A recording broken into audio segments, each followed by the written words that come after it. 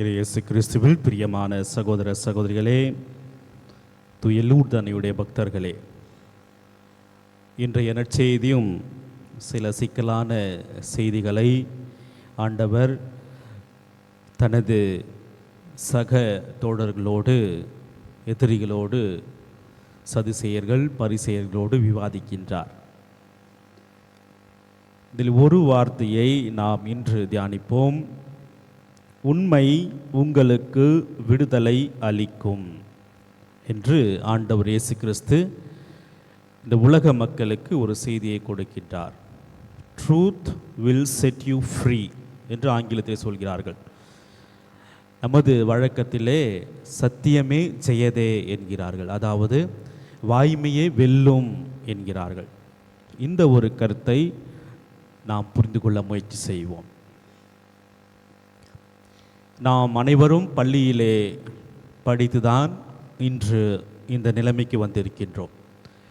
பள்ளியிலே பல்வேறு சப்ஜெக்ட்ஸ் பாடங்களை நமக்கு சொல்லி தருகிறார்கள். என்னென்ன? தமிழ்,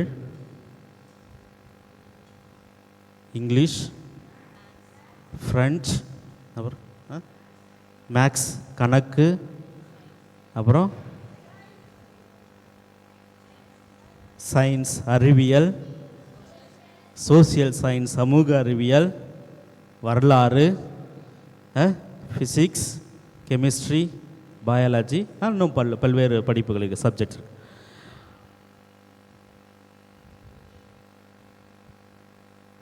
கேட்கல?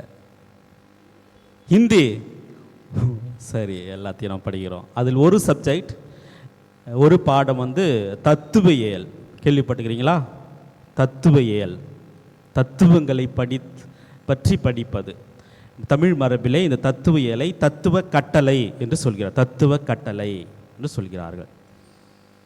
இந்த தத்துவியலினுடைய ஆரம்ப நாடாக இருப்பது கிரேக்கம். இந்த கிரேக்க நாட்டில்தான் இந்த தத்துவத்தை எல்லாம் தொடங்குகின்ற இந்த ஃபிலோசஃபி என்ற ஒரு பாடம் தொடங்கியது. சிந்திக்க தொடங்கியவர்கள் அவர்கள் என்று சொல்கிறார். இப்போ அவர்கள் என்ன சொல்கிறார்கள் என்றால், தொடக்கத்திலிருந்தே கிறிஸ்து பிறப்பதற்கு முன்பாகவே அவர்கள் வாழ்ந்து வந்தார்கள். அவர் என்ன சொல்கிறாங்கன்னா, தொடக்கத்தில் என்ன சொல்கிறார்கள் என்றால், எவ்ரிதிங் இஸ் வாட்டர் அப்படின்னு சொன்னான். இந்த உலகத்தில் எது எது இருக்கின்றதோ அதற்கெல்லாம் அடிப்படை ஆதாயம் தண்ணி தான், நீர் தான் அப்படின்னு சொன்னான். அதற்கப்புறம் கொஞ்ச நாளைக்கு அப்புறம் எவ்ரிதிங் இஸ் ஃபயர் அப்படின்னு சொன்னான். அதாவது இந்த உலகத்திற்கு எல்லாமே நல்லதை தருவது, இன்பத்தை கொடுப்பது, வளர்ச்சியை கொடுப்பது, வாழ்வை கொடுப்பது நெருப்பு தான் என்று சொன்னான். நெருப்பு அப்படின்னு சொன்னான். அதுக்கப்புறம் கொஞ்ச நாள் போய் எவ்ரிதிங் இஸ் ராக் அப்படின்னா, இந்த உலகத்தில் இருக்க எல்லாத்தினுடைய உறுதியானது பாறை தான், கல் தான் சொன்னான். கற்காலம் என்று சொன்னார்கள். அதுக்கப்புறம் எவ்ரிதிங் இஸ் அயன் அப்படின்னு சொன்னானோ, இரும்பு தான் முக்கியம் அப்படின்னு சொன்னானோ.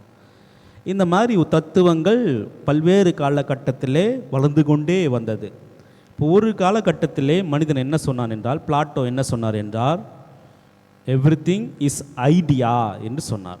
இங்கு இருப்பது, இந்த பூமியில் இருப்பவர்கள் எல்லாருமே நமக்கு மேலே ஒரு உலகம் இருக்கின்றது, அந்த ஒரு பெரிய புத்தியினுடைய ஜெராக்ஸ் காப்பி தான் நாம் எல்லாம் அப்படின்னு சொன்னான். எவ்ரிதிங் இஸ் ஐடியா அப்படின்னு சொன்னான். அப்பொழுதுதான் அவர்கள் இந்த உண்மை அப்படின்ற ஒரு வார்த்தையை அந்த படிப்புக்கு உள்ளே கொண்டு வராங்க. உண்மை, ட்ரூத் அப்படின்னு சொல்கிறாங்க. சத்தியம் சொல்கிறார், ட்ரூத். நாங்கள் இறையியல் படிக்கின்ற பொழுது, தத்துவியல் படிக்கின்ற பொழுது என்ன சொல்லி கொடுத்தார்கள் என்றால், கடவுள் ஒவ்வொரு மதத்திலும் ஒவ்வொரு பெயர் வைத்திருக்கிறார்கள். இங்கு இருக்கின்ற இந்த உலகத்தில் வாழ்ந்திருக்கின்ற எல்லோருக்கும், எல்லா மனிதர்களுக்கும் கடவுளை பற்றி சொல்ல வேண்டும் என்றால் நாம் அவரிடம் பார்ப்பது 3 குணங்கள் என்று சொன்னார்கள். ஒன்று ட்ரூத், உண்மை.